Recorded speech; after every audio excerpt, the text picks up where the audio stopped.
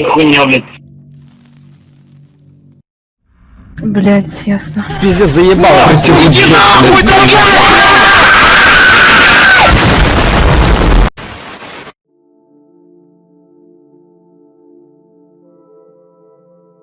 Всем привет! Прочитав название этого ролика, я думаю, что вы уже успели догадаться о том, что речь сегодня пойдет о карте, которая не взлюбилась многим игрокам за якобы рандомную генерацию и чрезвычайную сложность в ориентации на ней. Моя цель показать вам, что при хорошем понимании этой карты можно получить новый опыт для себя и как следствие изменить свое мнение и начать чувствовать себя уверенно при очередном спауне на этой карте.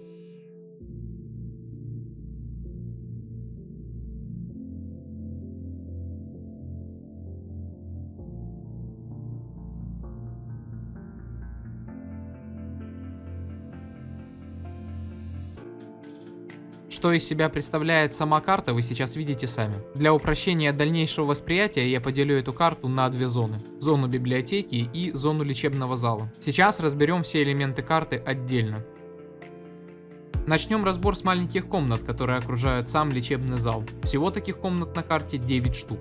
Спаунов этих комнат существует немало, и они также отличаются по своему типу. Всего типов комнат существует 3 штуки. Это ванные комнаты, комнаты ожидания и спальные комнаты. Тип каждой комнаты можно определить по прикрепленной к этой комнате табличке.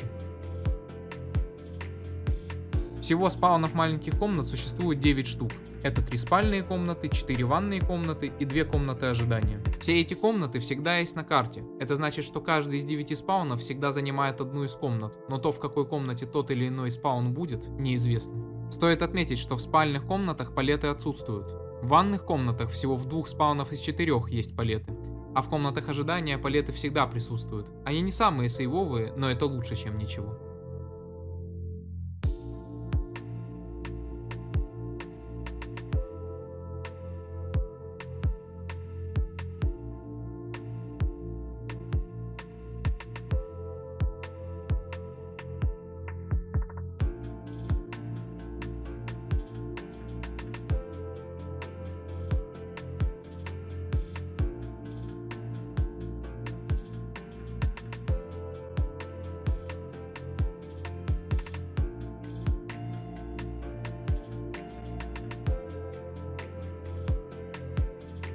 Ты чё, ебанутый?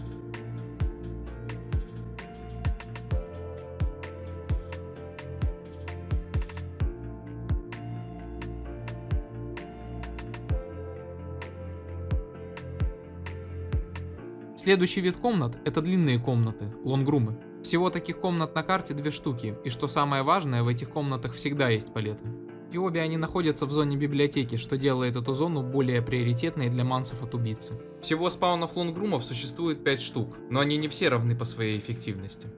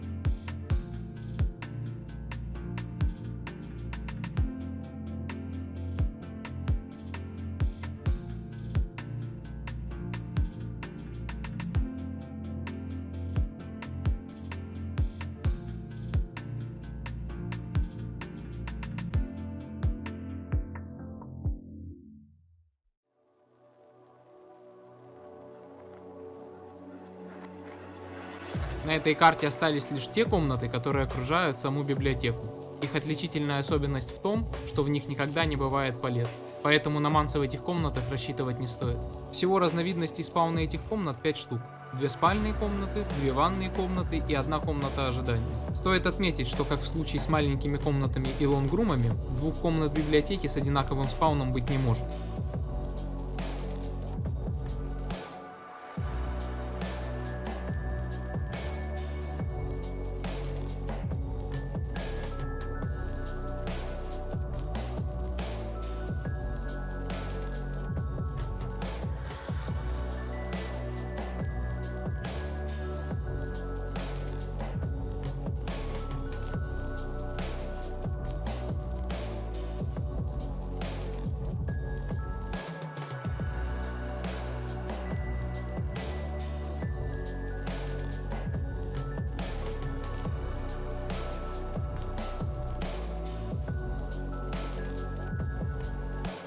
Это были все комнаты на этой карте, но мы еще будем к ним возвращаться. Теперь рассмотрим ту часть карты, на которой большинство игроков теряет свое время в поисках тотемов или генераторов.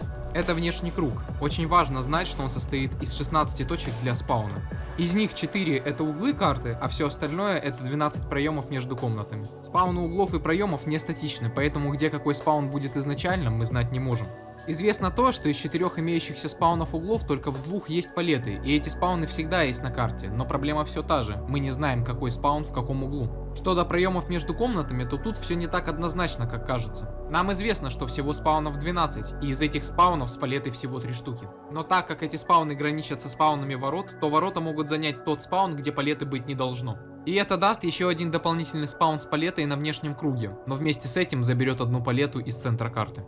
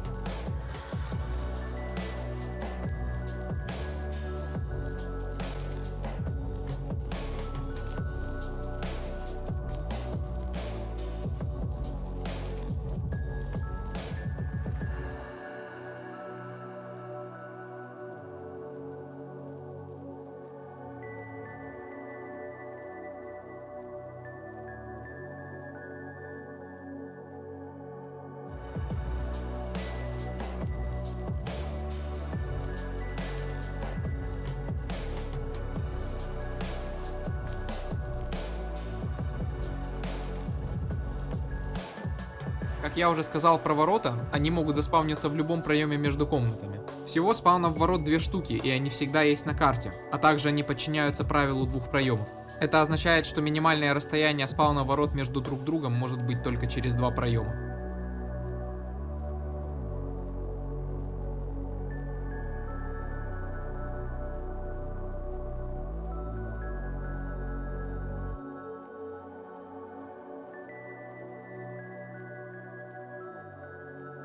Теперь выделим ту часть внешнего круга, которая не затрагивает спауны проемов между комнатами. Я сейчас имею в виду ту часть внешнего круга, которая прилегает к лонгрумам. Всего спаунов этих мест существует 2 разновидности. Одна с очень сейвовой палетой, которую пешему киллеру придется только ломать, и вторая без палеты. Эти 2 спауна также всегда есть на карте, но место, в котором появится палета, заранее не определено. Хотя есть кое-какие способы определить это, но об этом поговорим, когда будем разбирать ориентиры карты.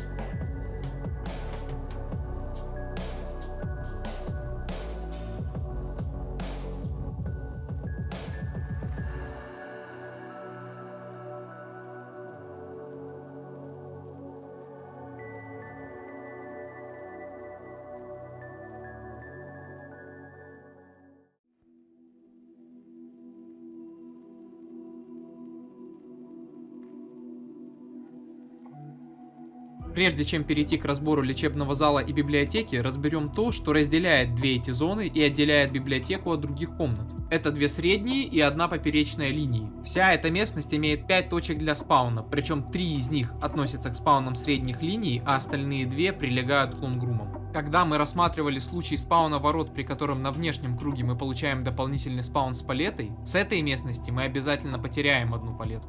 И наоборот, когда ворота спавнятся там, где на внешнем круге должна была быть палета, в этой местности мы получим 1 дополнительную палету. Именно такой логикой объединены внешний круг и центр карты. Всего спаунов для средних линий 3 штуки, а вот для зоны около лонгрумов уже 4 штуки.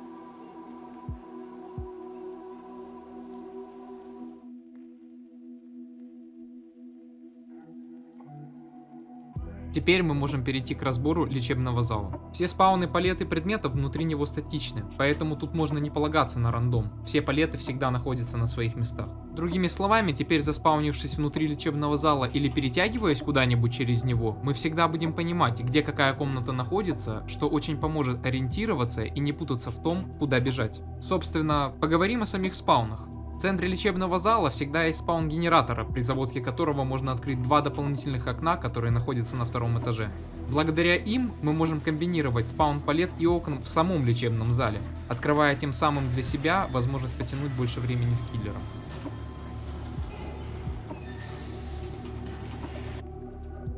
Если уж говорить об ориентирах, то к комнате номер 2 всегда будет прилегать подвал, если, конечно же, он заспаунился не в библиотеке. Если же подвал заспаунился в библиотеке, то к этой комнате будут прилегать мониторы с белым шумом.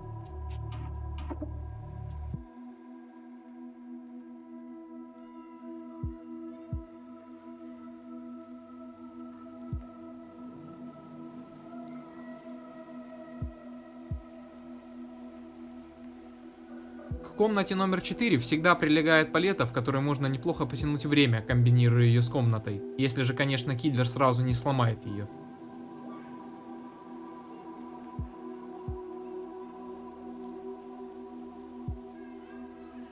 В комнате номер 5 всегда будет прилегать что-то похожее на трансформатор с палетой. Ее можно очень хорошо комбинировать с комнатой номер 5 благодаря окну возле лестницы, а также со вторым этажом после починки генератора в центре. Если, конечно же, киллер сразу не сломает ее.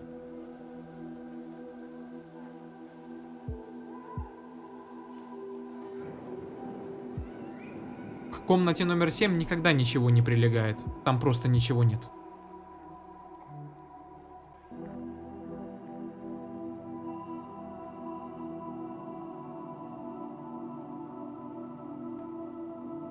Что касается лестниц, то они прилегают к комнатам номер 1, 3 и 6. И если лестницы 1 и 6 сдвоены, то лестница, прилегающая к комнате номер 3, нет.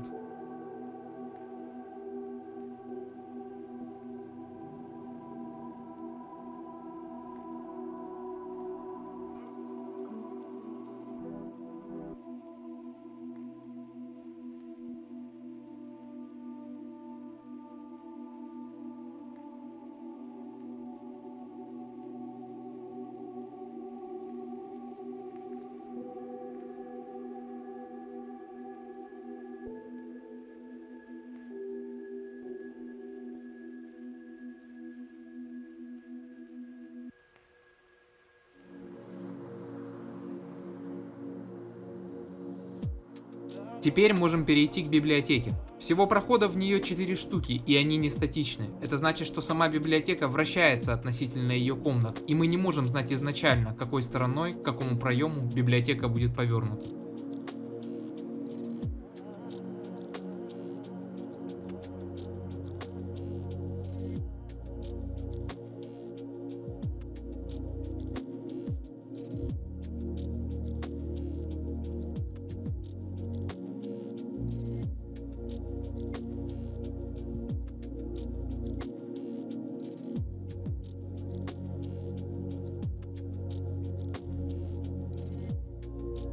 Можно быстро определить, есть ли в библиотеке подвал. Это легко сделать с помощью одного из проемов. Плюс, если окно, которое ведет в подвал, открыто, то значит подвал в библиотеке есть. Если же оно закрыто, то подвала нет.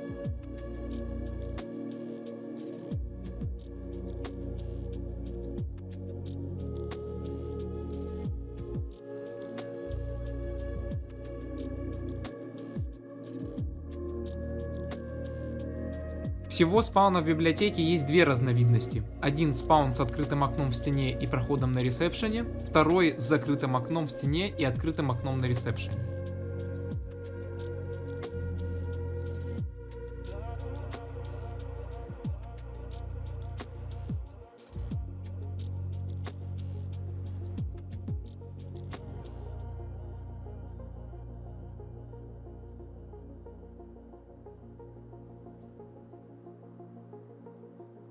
Хочется добавить то, что библиотека на этой карте является лачугой, так как подношения, работающие на спаун люка и подвала в лачуге, заставляют их появляться в библиотеке. Также палета в библиотеке является второй из самых сейвовых палет на карте. Первую такую палету мы уже видели, когда рассматривали зону, прилегающую к Лонгрумам.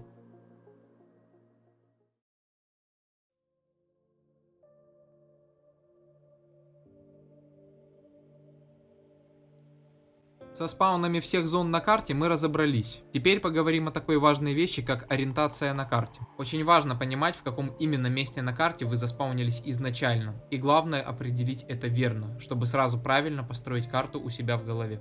Для этого нужно найти какой-нибудь ориентир, а на этой карте таких ориентиров достаточно. Начнем искать такие ориентиры с зон лечебного зала, и если со спауном внутри него проблем уже скорее всего не будет, так как мы знаем, что внутри зала все конструкции статичны, то вот с тем, чтобы определить, заспаунились вы между комнатами 6 и 4 или, скажем, между комнатами 7 и 8, уже будет намного сложнее, не зная ориентиров карты. Так как можно спокойно перепутать комнаты 6 и 4 с комнатами 5 и 8, потому что на первый взгляд все выглядит абсолютно одинаково. Для того, чтобы не запутаться в этих случаях, всегда смотрите на то, что спавнится в проемах между комнатами. Так как лечебный зал статичен, то все, что будет в проемах, тоже никогда не будет меняться.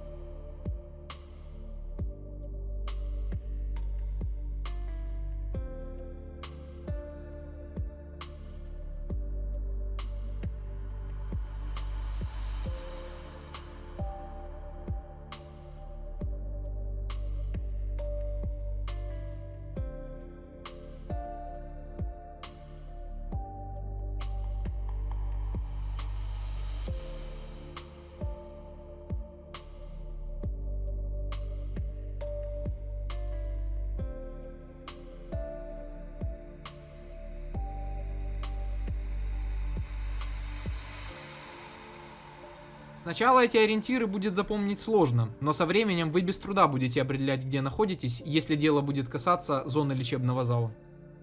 Теперь разберем ориентиры в зоне библиотеки, а именно те случаи, когда вы спаунитесь в лонгрумах или перед ними. Обычный игрок, даже не раз побывавший на этой карте, может запутаться, где он находится при таком спауне. Однако, для того, чтобы понять, где вы в этом случае, вам всего лишь нужно посмотреть на потолок. Можно заметить, что для зоны с вертикальным лонгрумом потолки будут стеклянными, а вот для зоны с горизонтальным лонгрумом потолки уже будут панельными.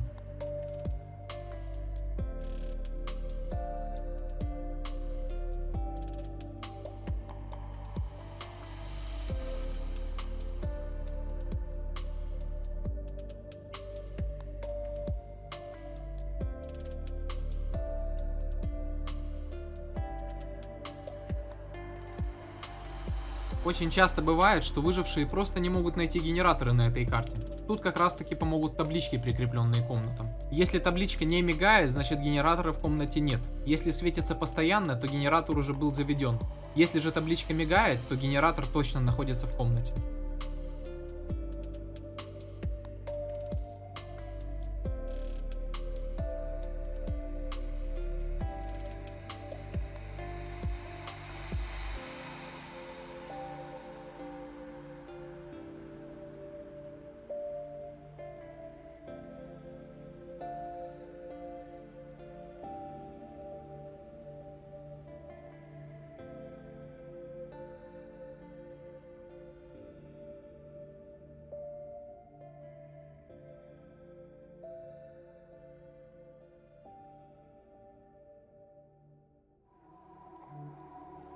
Пришло время рассказать то, о чем я говорил почти в начале этого видео. Как именно определить то, есть ли палета, прилегающая к лонгруму на внешнем круге, или ее там нет. Есть два способа это сделать. Первый простой, но не всегда применимый. Второй сложный, но весьма эффективный. Суть первого способа заключается в том, чтобы посмотреть в дверной проем, находясь внутри лонгрумы, скажем, во время чейза с киллером. И если вы увидите в проеме окно, то палеты не будет. Если же вы увидите там колонну, то палета всегда есть. Но есть одно условие. Дверной проем не должен находиться на углу лонгрумы. Но если это так, то в таком случае первый способ становится бесполезным.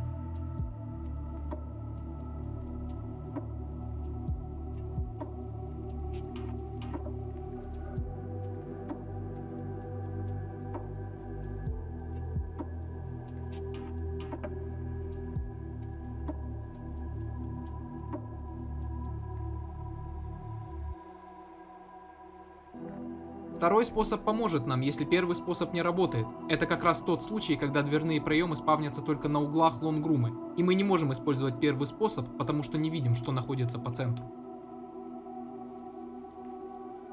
Все, что нам нужно, это увидеть название тайла с определенной точки. Для того, чтобы это сделать, нам нужно нажать на клавишу Escape.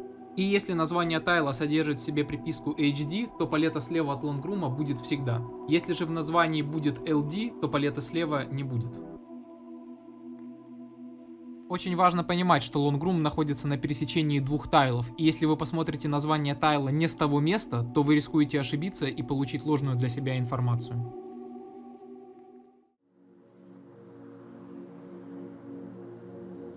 Я думаю, для тотемов тут не нужно особых комментариев. Просто покажу актуальный спаун тотемов на данный момент.